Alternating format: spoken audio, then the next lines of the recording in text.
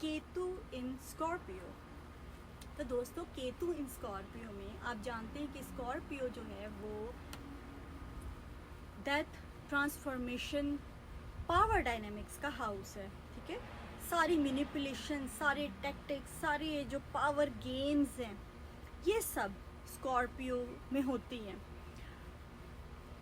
तो स्कॉर्पियो में ये सारी चीज़ें होती हैं। अब जो केतु है, केतु किसी चीज़ की मास्टरी है।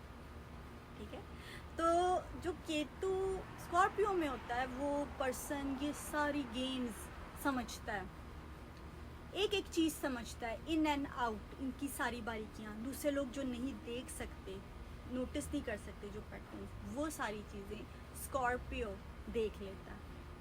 ठीक है, तो स्कॉर्पियो में जब केतु होता है दोस्तों, तो वो पर्सन ये सारा कुछ जानता है, इन सब चीज़ों की मास्टरी रखता है। लेकिन केतु बहरहाल एक स्पिरिचुअलिटी की तरफ ले जाने वाला छाया ग्रह है। ठीक है, एक चीज़ मैं क्लियर कर दूं दोस्तों, मैंने एक वीडियो में बोला कि राहु के सामने केतु होता है जो दृष्टि डाल रहा होता है।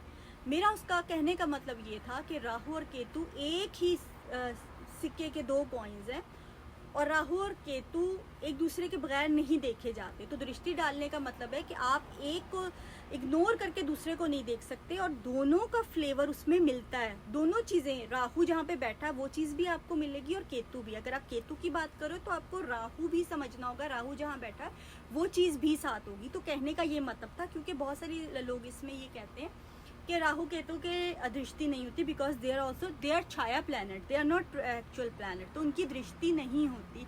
लेकिन उससे ज़्यादा कोई भी प्लैनेट ऐसा नहीं है जो अपने 7th हाउस को देखता हो या साथ लेके चलता हो। तो कहने का ये मतलब है, क्योंकि वो दोनों साथ देख के उनके बीच में उनका बैलेंस करना होता है हमने। ठीक है, तो दोनों को देखना पड़ता है, दोनों का बैलेंस बनाना पड़ता है। ठीक है, तो दोस्तों हाँ जी, तो स्कॉर्पियो का मैं बता रही थी कि केतु स्कॉर्पियो में होता है तो वो इंसान इन सब चीज़ों को समझता है, जानता है।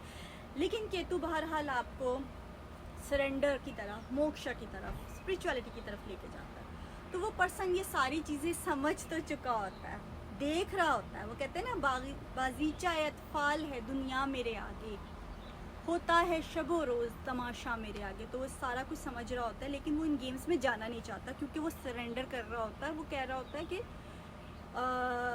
मैं इन गेम्स में नहीं जाऊंगा। वो इन चीज़ों से बच रहा होता है, वो इन चीज़ों को जानता है लेकिन इन चीज़ों में नहीं जाता। लेकिन ये तब होता है जब आपका केतु जो है वो मिच्योर हो चुका हो, आप स्पिरिचुअलिटी की तरफ जा चुके हो। स्पिरिचुअलिटी का ये मतलब नहीं है कि आप, spirituality is not religion. Spirituality का यहाँ पे ये मतलब है कि आप स्टिलनेस में आ जाए। भाग दौड़, ये जो मैनिपुलेशन और सारी गेम्स होती है ना, ये भाग दौड़ी तो मचाई हुई है हमने।